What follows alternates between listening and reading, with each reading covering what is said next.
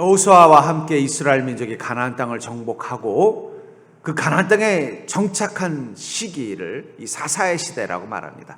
이 사사의 시대가 끝난 마지막 사사가 바로 이 사무엘인데, 이 사무엘이 끝난 뒤부터 이제는 왕정 시대라고 해서 사울 왕부터 시작해서 다윗 왕가가 대대로 이스라엘의 왕이 되는 시대가 기다리고 있습니다. 그 이스라엘 민족이 이 가나안 땅을 정복한 그 시간부터 왕이 등장하기 전까지의 그 시간을 이 사사의 시대라고 할 때, 그 사사 시대 때 이스라엘 땅에서 가장 중요한 지도자의 역할을 했던 것은 이 사사입니다. 그리고 그 사사가 그 땅에 필요했던 이유는 이 가나안 땅이 하나님께서 주신 땅임에도 불구하고 그들이 그곳에서 여러 가지 어려움들을 겪고 있었기 때문입니다. 14절에 보니까 여호와께서 이스라엘에게 진노하사 노력하는 자의 손에 넘겨주사 그들의 노력을 당하게 하시며 또 주위에 있는 모든 대적의 손에 팔아넘기심에 그들이 다시는 대적을 당하지 못하였으며, 이 가나안 땅에 들어왔는데 와서 주님의 은혜를 풍성히 누릴 줄 알았는데 그곳에서 생각하지 못한 이 노력하는 자, 대적하는 자를 경험했다라고 말하고 있습니다. 물론 그 이유는 그들이 그곳에서 하나님을 버리고 바알과 아세라라는 우상을 섬기는 그 토착 가나안의 그 우상을 섬기는 죄를 저질렀기 때문이기는 하지만, 어쨌든 그들은 하나님의 약속을 따라 이 가나안 땅에 왔고 하나님의 약속이 온전히 이루어진 땅인 줄 기대하고 왔는데, 물론 그곳에서 그들은 자유인이 됐을 뿐만 아니라 풍성한 풍요로움을 누릴 수 있는 기회도 얻었지만, 문제는 그것들을 노력하는 것들이 있었다는 거예요. 거둬들였는데 빼앗아가는 자들, 우리를 끊임없이 공격하고 핍박하고 조롱하는 대적들이 있는 땅, 그들이 기대했던 가나안 땅이 아니라 그들을 실망시키는 땅으로 바뀌어 버렸다는 것입니다. 그 속에서 하나님께서는요, 그들에게 이 가나안 땅의 복을 약속하셨던 하나님께서는 그들이 온전히 그 가나안 땅의 복을 누릴 수 있도록 하시기 위해서 사사를 보내십니다. 그리고 사사가 그들을 다스리고 사사가 그들과 함께 할 때는 그 땅에 평화가 왔다. 평화가 왔다는 말은 다른 말로 표현하면 노력을 당하지 않게 됐다는 거예요. 대적을 하는 이들이 없는 시대를 보냈다는 거예요. 저는 이스라엘 민족이 경험했던 이 가나안 땅, 이 사사 시대의 가나안 땅과 같은 삶, 그게 어쩌면 우리가 살고 있는 이 시대인지도 모르겠어요. 우리 그리스도는 주님의 약속과 축복을 믿고 인생을 사는 자들입니다. 그리고 하나님의 축복을 삶 가운데서 경험하는 자들이에요. 근데 은혜만 경험하면 좋은데 우리는 인생에서 하나님의 은혜뿐만 아니라 무엇도 경험합니까? 노력하는 자들, 대적하는 자들을 경험한다는 거예요. 특별히 우리가 주님의 은혜를 거둬들이면 그걸 와서 빼앗아가는 그런 것들이 우리 가운데 있기 때문에 우리가 사는 인생 속에서 하나님의 은혜를 또 천국을 경험할 수 없게 될 때가 있다는 거예요. 그때 하나님은 우리를 주님의 약속 가운데 있는 복된 인생으로 만들어주시기 위해서 우리 가운데 사사와 같은 분을 보내셨습니다. 그분이 바로 성령님이에요.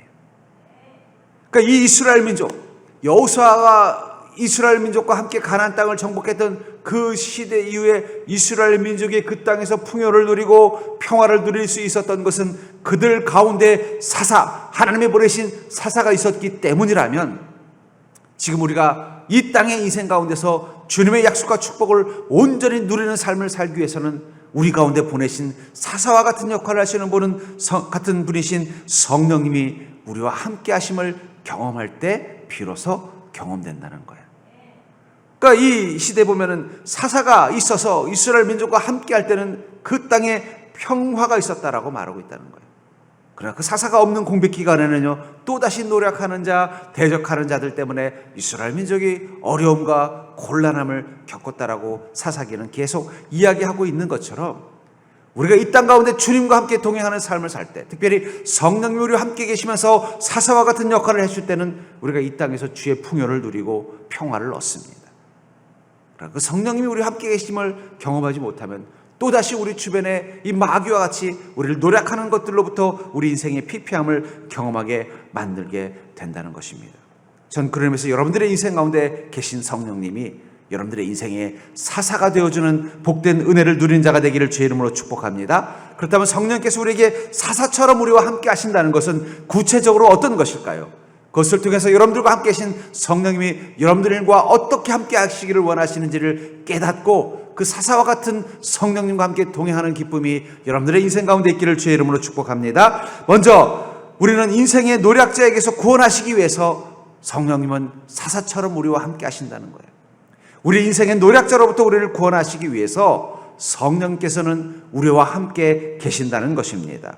16절에 보면 여호와께서 사사들을 세우사 노략자의 손에서 그들을 구원하게 하셨으나, 이 가나안 땅은 하나님의 말씀 따라 정말 풍요로운 땅이었어요. 농사도 잘 되고 아마 하나님께서 이른 비와 늦은 비를 통해서 농사를 잘 짓게 하셨을 것입니다. 거기는 또한 농사만 잘 짓는 땅이 아니라 거기는 이 애국과 저 그리스와 또 아래쪽에 이 페르시아라는 이 바벨론과 같은 이 지역의 한 가운데 있었던 무역로였습니다. 그러니까는 이 가운데 있다 보니까는 여러 가지 물자들이 풍부해서 무역으로도 또 큰 부를 누릴 수 있는 좋은 땅이었다는 거예요. 그 속에서 이스라엘 민족은 풍요를 누릴 수 있었지만, 그러나 그들이 풍요를 누릴만 하면 또 대적들이 나타나서 그들이 수고한 것들을 다 빼앗아가는 거예요. 우리나라는 그런 일이 별로 없지만은요, 저 아프리카나 또는 저 인도 같은 데는요, 이 메뚜기 떼들이 있다고 그래요. 성경에서 보면 이 황충 같은 이들이 있다는 거예요. 이 메뚜기 떼들이 한두 마리도 아니고 막 수억 마리가 때로 지나가면서 농부가 농사 지어놓은 곡물들을 다 갉아먹어버린다는 거예요. 그 농부가 열심을 다해 농사를 지어놓으면요, 이 메뚜기 떼들이 와가지고 그냥 싹을 갉아먹고 가면은 아무것도 남는 게 없는 거예요. 그런 것처럼 이스라엘 민족이 그 가나안 땅에서 복을 누리고 은혜를 누리면하고 그것을 거두고 즐기려고만 하면은 마치 황충과 같이 이 노력하는 자들이 와서 다 빼앗아가는 일들을 경험할 때마다 그들은 절망할 수밖에 없었다는 거예요. 우리도 그렇죠. 하나님의 은혜 주실만 하면 와서 또 그걸 빼앗아가는 이 황충과 같은 것들이 있다는 거예요. 주님이 주신 은혜를 누릴만 하면 또 와서 또 빼앗아가고, 주님이 주신 축복을 좀 감사하고 기뻐할 만하면 또 와서 문제가 와서 또 그것을 잊어버리게 만드는 일을 계속 반복할 수밖에 없다는 거예요. 그 속에서 하나님께서 주님의 약속과 은혜를 누리는 삶을 살게 하시기 위해서 우리에게 그 노략자로부터, 대적으로부터 우리를 지켜주기 위해서 보내신 이가 바로 성령님이시라는 거예요. 그 성령님이 우리를 지켜주시고 보호해 주시면요, 우리는 빼앗기지 않습니다. 그러니까 여러분, 인생은요, 더 많이 얻는 것도 중요하지만 이미 얻은 것을 빼앗기지 않는 것도 중요한 것 같아요. 그게 사실 어쩌면 더 큰 복일 수도 있어요. 뭐 우리가 무슨 저 세계적인 재벌을 바라는 것도 아니잖아요. 그냥 지금까지 주님이 주신 은혜만이라도 잘 지켜내면 그걸로 행복한 거예요. 건강 지켜주고, 가정 지켜주고, 또 직장 지켜주고, 인생 지켜주시는 것만도 행복한데, 이거는 틈만 나면 도적처럼 와가지고 빼앗아가는 것들이 있기 때문에 우리는 늘 근심에 근심을 더하며 살 수밖에 없다는 거예요. 그 속에서 하나님께서 우리 땅 가운데서 저 천국, 하나님의 나라를 경험할 수 있도록 하시기 위해서 하나님은 우리를 이곳에 그냥 놔두지 아니하시고 고아처럼 버려두지 아니하시고 그리스도의 영이신 성령님을 우리에게 보내셔서 어떻게 해요? 우리를 그 노력하는 것들로부터, 그 대적하는 것들로부터 지켜주시겠다고 약속하고 있는 것입니다.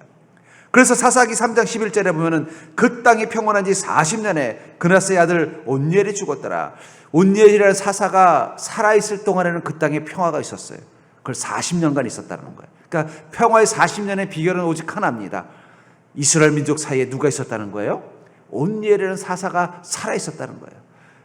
그리고 40년이 지나서 온니엘이 죽고 나니까 또다시 황충과 같은 대적하는 것들이 밀려와서 이스라엘 민족을 힘들고 어렵게 하더라는 거예요.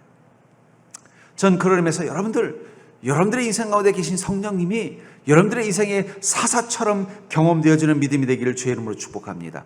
그러니까 성령께서 여러분들의 인생이 사사가 되어주시면요, 여러분들의 인생 가운데 빼앗아가는 것들로부터 보호함을 받게 된다는 거예요. 아까도 말한 것처럼 우리가 무슨 대단한 복을 누리기를 기대하는 사람들이 아니잖아요. 그냥 주님이 주신 은혜만이라도 잘 누리고 살면 좋은 인생인데, 문제는 그걸 빼앗아가는 것들이 너무 우리 주변에 많다는 거예요. 근데 빼앗기지 않으려면 어떻게 된다고요?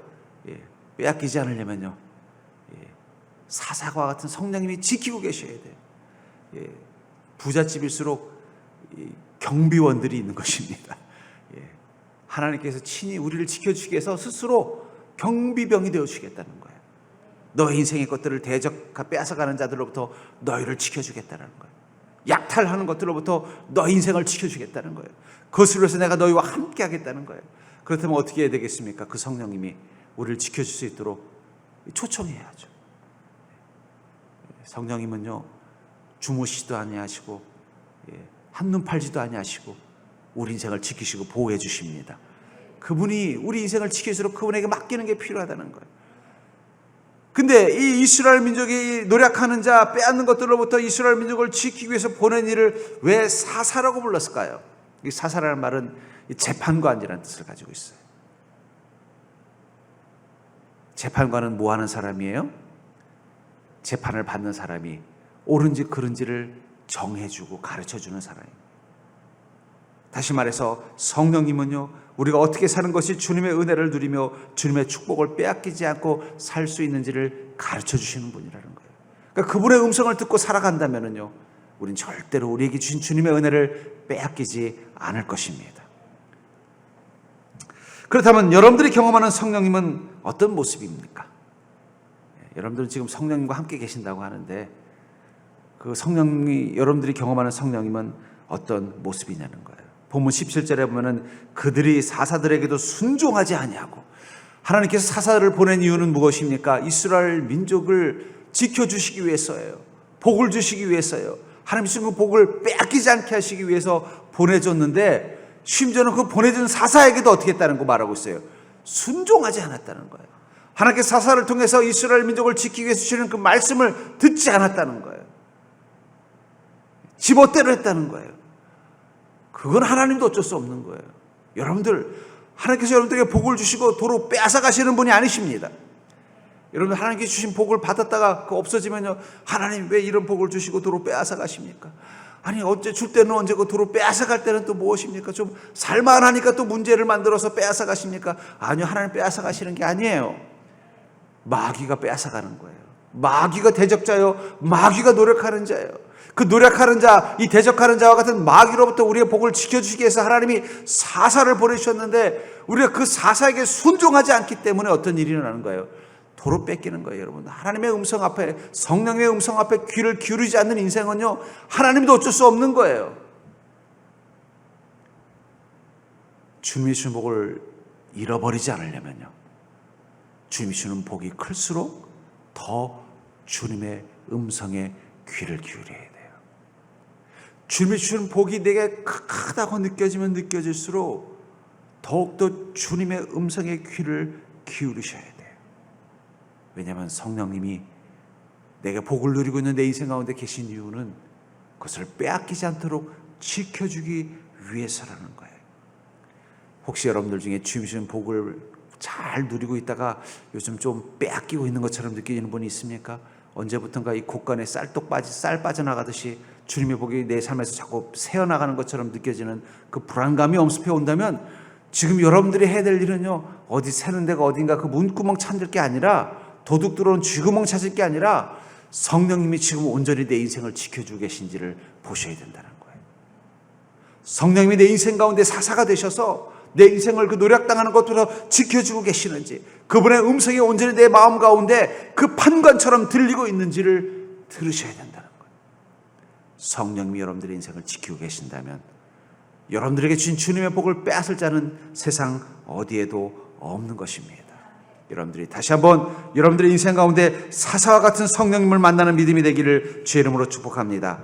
두 번째로, 성령께서 사사처럼 우리와 함께 하시는 것은 바로 하나님께 순종하는 삶을 훈련하게 하시기 위해서 성령님이 우리와 함께 하신다는 거예요. 성령이 우리에게 사사와 같은 역할을 하신다는 것은 바로 하나님께 순종하는 삶을 훈련하도록 성령님은 우리에게 함께 하신다는 것입니다. 17절을 보시면, 그들이 그 사사들에게도 순종하지 아니하고 오히려 다른 신들을 따라가 음행하며 그들에게 절하고 여호와의 명령을 순종하던 그들의 조상들이 행하던 길에서 속히 치우쳐 떠나서 그와 같이 행하지 아니하였더라. 사사들을 보냈는데도 순종하지 않았다라고 말하고 있다는 것입니다. 불순종의 과정을 어떻게 표현하고 있어요? 먼저 이스라엘 민족이 처음부터 하나님의 명령 앞에 불순종하는 게 아니라, 하나님이 보내신 사사들의 말에도 귀를 기울이지 않고 불순종하기 시작하더라는 거예요. 불순종하면서 그들의 마음이 자꾸 어디에 뺏기는 거예요? 바로 다른 신들, 이 가나안 땅에 있어서는 토착신인 바알과 아세라, 그들을 섬기는 그 다른 신과 우상에게 자꾸 죄와 욕망이 끌려가는 듯이 빼앗기고 그 마음이 빼앗기기 시작하더라는 거예요. 그러더니 어느 순간 하나님의 명령을 무시하기 시작하더라는 거예요. 성령님의 음성이 들릴 때, 성령의 음성은 우리에게 순종하는 삶을 명령하십니다. 여러분, 성령님의 음성이 들릴 때 그 음성은 물론 우리에게 위로의 음성을 주실 때도 있지만 하나님은요, 괜찮아 라고 끝내지 않으셔요. 성령님의 위로는요, 괜찮다로 끝나는 문장이 없어요. 엘리야가 아합왕과 싸우다가 지쳐가지고 로뎀 이스라엘 유대 광야로 피해가지고 로뎀 나무 아래서 죽기를 청할 때 하나님께서 천사를 보내셔서 위로하셨잖아요. 근데 위로하고 괜찮다, 너는 잘했어, 괜찮아, 이렇게 끝내지 않았다는 거. 어떻게 했어요? 힘내라, 힘내고 사명을 계속 감당해야지, 명령까지 주시더라고요. 하나님은요, 우리를 그냥 위로만 해주지 않아요. 위로하시면서 뭐라고 말해요? 힘내서 내 명령 앞에 순종하는 자가 되라고 말씀하신다. 성령님이 여러분들 위로해 줄 때 아이고 힘들었지, 아이고 고생 많았어, 이렇게만 하고 끝내지 않는다니까요. 힘든 거 내가 안다, 너 고생하는 거 안다, 힘내자, 내가 너의 힘이 되어줄게, 그러니 일어나서 내 명령을 따라 살아라. 하나님은요, 위로와 명령을 함께 가져가셔요. 하나님의 음성은요, 위로와 명령이 함께 갑니다. 하나님이 우리에게 명령하실 때도 그냥 명령만 하지 않으세요. 명령 속에 약속을 위로로 주셔요. 네가 이렇게 순종하면 내가 너에게 복을 주리라. 네가 이렇게 내 명령을 따라가면은 그 속에서 내 은혜를 보게 되리라. 그러니까 위로와 명령은 하나님의 음성 속에 늘 패키지예요. 같이 있다는 거예요. 그러니까 여러분들이 주님의 음성을 들으면요, 그 음성에서 두 가지를 들으셔야 돼요. 하나는 주님의 위로, 주님의 약속, 또 하나는 주님의 명령이에요. 그럼 왜 하나님께서는 위로와 함께 명령의 음성을 주실까요? 왜 성령님의 음성 속에는 끊임없이 우리를 향한 명령이 들어있을까요? 그것은 죄와 욕망에 순종하는 것이 아니라 하나님께 순종하는 삶을 사는 자가 되도록 만들기 위해서라는 거예요. 교회는 마가의 다락방에서부터 시작이 됐다고 봐야 될 거예요. 그러니까 최초의 교회 개척은 마가의 2층에서 시작이 된 것입니다. 그 속에서 모였던 이스라엘 민족, 거기서 모였던 예수님의 제자들과 예수님을 따르던 사람들이 먼저 성령의 충만함을 받고 그때부터 교회가 시작됐다는 거예요.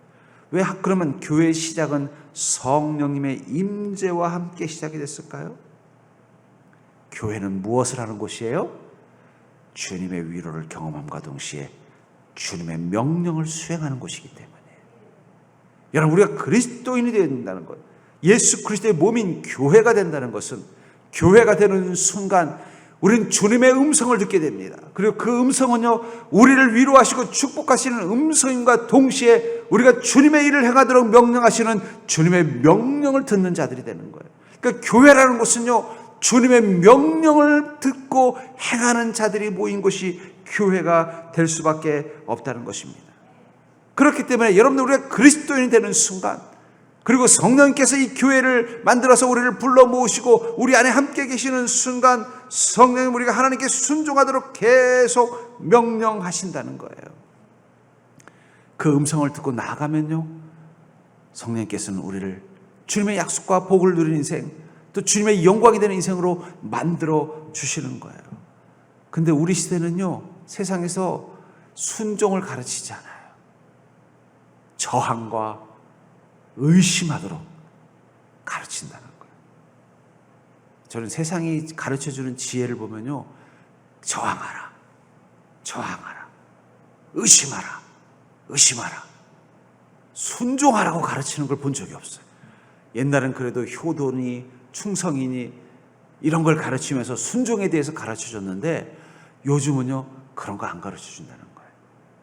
요즘은요, 엄마가 때리면 신고해라, 이런 걸 가르치지, 엄마가 때렸으니까 네가 뭘 잘못했는지, 불효자니까 부끄러워하고 더 순종하고 착한 아들이 되라, 이렇게 가르치지 않는 시대가 돼버렸다는 거예요. 저항하라, 의심하라고만 가르쳐요. 그러니 하나님께 순종하는 걸 배울 데가 없어요. 여러분, 바깥에서 순종하는 거 배워보신 분 있습니까? 그래서 제가 어릴 때 학교 다닐 때만 해도 순종을 많이 배워서 부모님께 순종해야 되고 선생님에게 순종해야 되고 나라에 충성해야 되고 늘 그런 걸 교육받았는데, 요즘은 그런 거 잘 안 받는 것 같아요.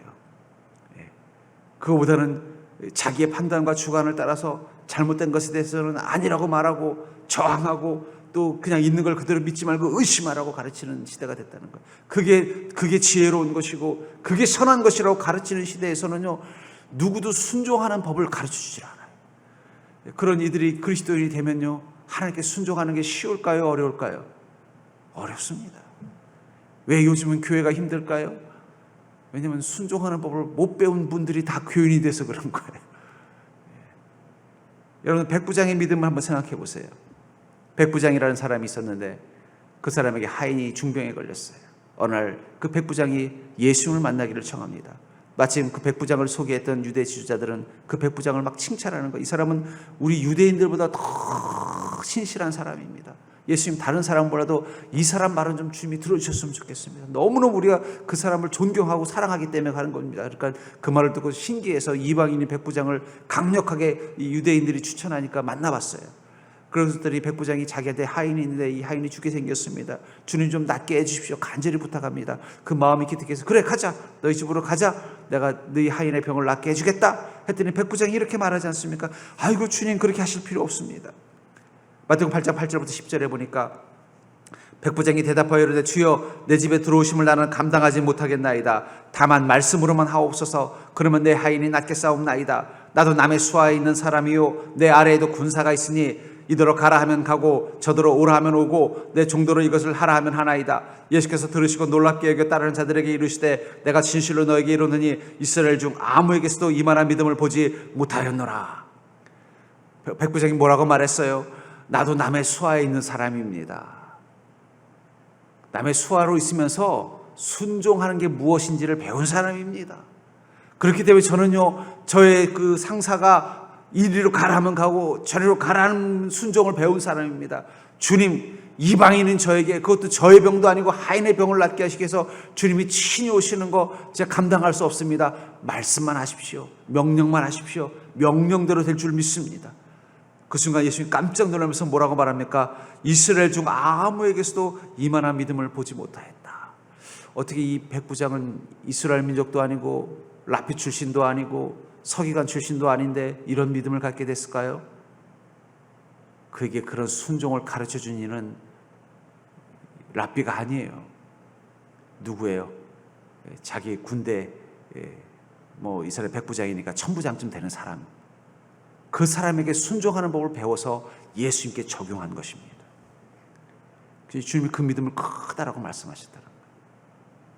저는요, 요즘 세대를 보면 걱정인 게 뭐냐면 전도에서 교회 데려와도 이 순종이라는 걸 배워본 적이 없는 이 세대들에게 성령님과 함께 동행하는 삶을 사는 게 이게 쉬울까?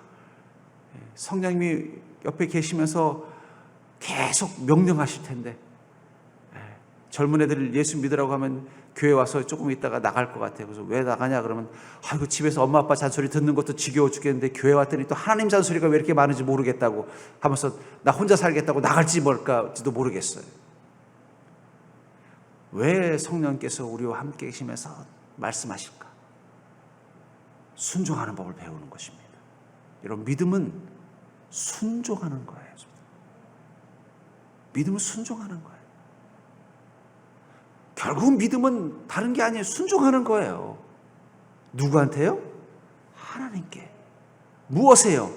하나님의 명령에 순종하는 게 믿음이에요.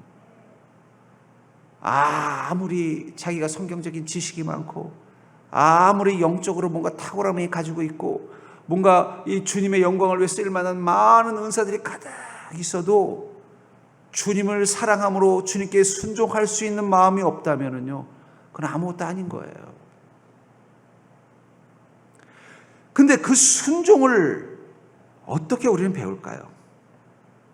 교회는 그런 의미에서 순종을 배우는 것이에요. 여러분들, 교회는 순종을 배우는 거예요. 다시 말하겠습니다. 누구에게요? 하나님께. 무엇을요? 하나님의 명령에 순종하는 것을 배우는 것이죠.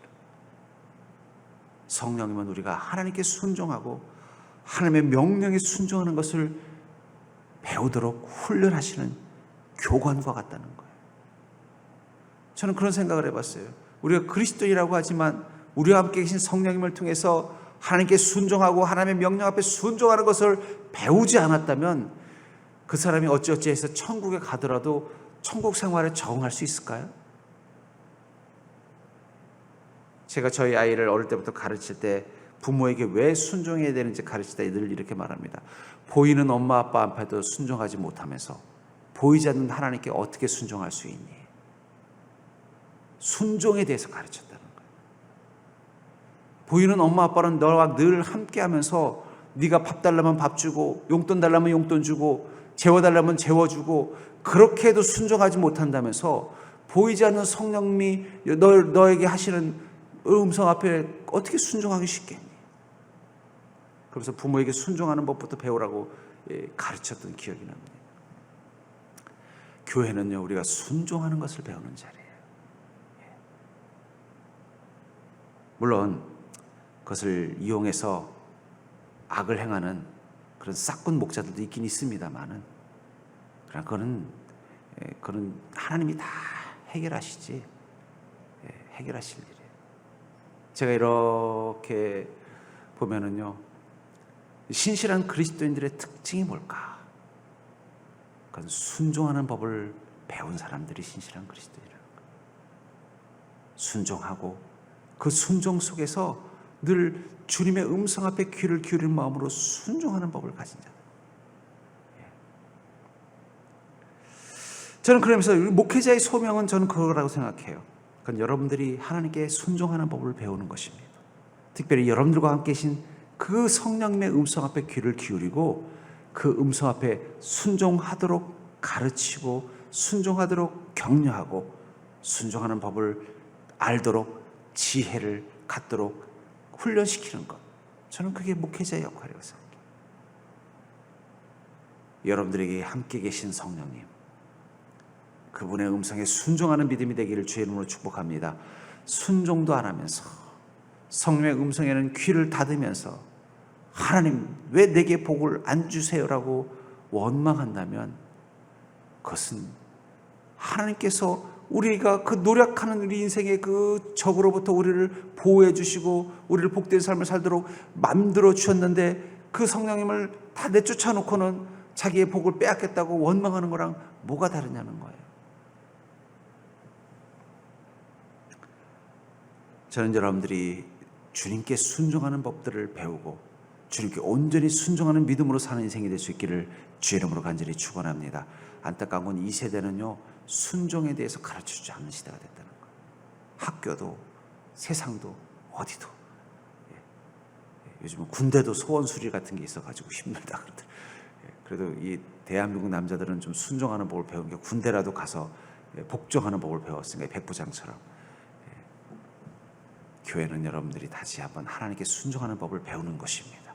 여러분들 성령님의 음성을 통해서 주님께 순종하는 법을 온전히 배우는 믿음 되기를 주의 이름으로 축복합니다. 세 번째로 우리가 사사처럼 우리와 함께 하시는 그 성령님은 바로 성령님과 함께하는 믿음으로 복을 받게 하신다는 거예요. 성령이 우리와 함께할 때 그 함께하는 믿음을 가지고 살 때 우리는 복을 누리게 된다는 것입니다. 18절에 보면 여호와께서 그들을 위하여 사사들을 세우실 때에는 그 사사와 함께 하셨고 그 사사가 사는 날 동안에는 여호와께서 그들을 대적의 손에서 구원하셨으니, 사사들을 세우실 때는 어떻게 했다고 했어요? 함께 하셨고 그 사사들이 사는 동안에는요 그들을 대적의 손에서 구원하셨다. 결국 이스라엘 민족이 대적으로부터 고통받고 노력하는 자로부터 빼앗기지 않는 그 축복을 누릴 수 있었을 때는 어떨 때예요? 하나님이 사사들을 세우셨을 때이고 그 사사와 함께 하실 동안이며 그 사사가 살아서 이스라엘 민족을 다스릴 때라고 말하고 있다는 것입니다. 다시 말해서 이스라엘 민족이 늘 사사와 함께 있을 때는 그들의 삶 가운데 주님시는 평화와 풍성함이 임했다라고 말하고 있는 것입니다. 그것을 깨달은 이스라엘 민족은 어떻게 했겠어요? 주님 앞에 늘 사사가 함께하기를 원하셨을 거예요. 하나님, 이번에 이사가랴는 사사가 주님 부르심을 향해 떠났는데 우리에게 새로운 사사를 주시옵소서. 자기 인생에 또 노력을 당하고 또 대적을 당해서 어려움과 고통을 당할 때마다 이스라엘 민족은 무릎 꿇고 누구를 구했을까요? 또 다른 사사를 보내달라고 간절히 요청했을 거예요. 우리 인생의 주의 복을 누리는 방법은 바로 그 사사와 같은 성령님이 우리와 함께하기를 요청하는 것입니다. 그 성령이 우리 인생 가운데 함께 계시면요, 성령님께서 우리와 함께 있을 때는 우리를 해칠 수 있는 그 어떤 것도 없이 우리를 그 대적의 손에서 구원하신다라고 말씀하고 있다는 것입니다. 전 그런 의미에서 전 여러분들이 날마다 성령님과 함께 동행하는 믿음 되기를 주의 이름으로 축복합니다. 그 성령님이 여러분들의 인생을 인도하시고 이끌도록 그 성령의 음성에 귀를 기울이면서 늘 성령님의 손을 붙잡고 나아가겠다는 믿음으로 살아가는 자가 될 수 있기를 주님의 이름으로 간절히 축복합니다. 특별히 이 불확실한 시대, 내일 일을 알 수 없는 것처럼 불확실한 시대일수록 성령님이 늘 여러분들과 함께 하기를, 여러분들의 마음에 세워진 성령님을 경험하셔야 된다는 거예요. 그냥 추상적으로 성령님이 계신다고 하더라. 이번에 어디 기도원에 갔더니 옆에 있던 사람은 뭔가 성령님을 받았는지 막 샬라샬라도 하고 막 뭐 불도 받아가지고 몸도 흔들어대고 막 눈물도 흘리고 통곡을 하는 걸 보니까 성령님이 계신가 보다. 야, 그리스도인에게 성령님이 계시네 하고 돌아오는 게 아니라 나를 위해서 세우신 성령님, 이스라엘 민족을 위해서 세운 사사처럼 나를 위해서 세워주신 그 성령님을 여러분들이 만나셔야 된다는 거예요. 나를 위해서 보내신 그 성령을 여러분들이 붙잡으셔야 된다는 거예요. 내 인생 가운데 함께 살고 계신 성령님을 여러분들이 경험하셔야 된다는 거예요. 그래야만 그 대적들로부터 여러분들이 구원받을 수 있다는 것입니다. 노력하는 자들로부터 여러분들을 지킬 수 있다는 거예요. 그러려면 여러분들이 무엇을 구해야 될까요? 주님, 나를 위해 세우신 성령님을 허락하여 주시옵소서.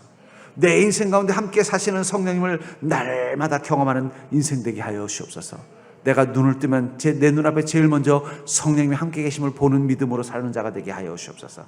날마다 아침에 일어나면요, 안녕히 주무셨어요, 성령님이라고 고백하는 믿음으로 사는 자가 되게 해 주시옵소서. 그러면 그 순간 우리의 것을 빼앗을 자는 없습니다. 우리를 해칠 자는 세상 가운데 없다는 거예요. 어쩌면 우리가 성령님이 누군지를 알고 있고 성령님이 우리와 함께 계심을 알고 있음에도 불구하고 우리는 성령님이 사사가 되지 못하는 신앙을 가지고 있지는 않습니까? 저는 어쩌면 이 세대 그리스도인이 왜 자기 인생의 그 복을 끊임없이 노략당하고 자기 인생에 끊임없이 자기들을 힘들게 하는 그 대적들을 만나는 고단한 인생을 사는가? 그 이유는 자신들의 인생 가운데 사사가 되는 그 성령님을 지금 경험하고 있지 못하기 때문은 아니냐는 거예요. 어쩌면 우리가 성령 충만함을 경험한다는 것은 바로 내 인생 가운데 사사 되시는 성령님을 경험하는 것입니다. 그 성령님만 날마다 경험하는 믿음이 된다면 이제는 여러분들 노략당하지 않습니다. 여러분들의 인생의 축복을 빼앗기지 않는다는 거예요. 여러분 대적을 만나지 않습니다. 여러분들을 끊임없이 지치고 낙심하고 실망되고 절망하게 만드는 것들을 만나지 않게 될 거라는 거예요. 그러면 여러분들에게 정말 필요한 것은 무엇입니까? 바로 내 인생 가운데 사사 되신 성령님을 경험하는 성령 충만함의 믿음으로 사는 인생 되는 것입니다. 그렇다면 사랑하는 성도님들, 여러분들의 믿음은 사사와 같은 성령님을 찾고 필요로 하는 믿음입니까? 하나님께서 이스라엘 민족에게 사사를 언제 보내주셨을까요? 임기제로 해서 이사가리 40년 하고 나니까 그 다음엔 또 다른 사사를 바로 이어서 무슨 대통령 선거 뽑듯이 새로 보내지 않았다는 거예요. 이스라엘 민족이 정말로 간절히 원할 때 보내주셨다는 거예요. 자기 인생의 노략을 당하고 자기 삶의 대적을 만나서 고통을 받다가 비로소 자신의 죄와 어리석음을 깨닫고 하나님 앞에 눈물을 흘리면서 우리를 구원해 주십시오, 간절히 하나님의 은혜를 요청할 때 그때 비로소 사사를 보내셨다는 거예요.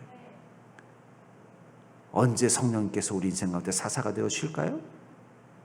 그것은 주님의 은혜가 아니면 살 수 없음을 간절히 고백하는 믿음을 회복할 때라는 거예요. 주님이 나를 지켜주지 않으면 내 인생의 이 노력과 이 대적으로부터 나를 지킬 수 없다는 사실을 간절히 고백할 수 있는 거예요. 내 죄와 욕망이 주님을 진노케 한 원인이라는 것을 깨닫고 회개하는 눈물을 가지고 주님 앞에 은혜를 구하는 믿음을 간절히 회복할 때, 그때 하나님은요, 그때 성령님은 우리 인생 가운데 사사처럼 서 계신다는 것입니다.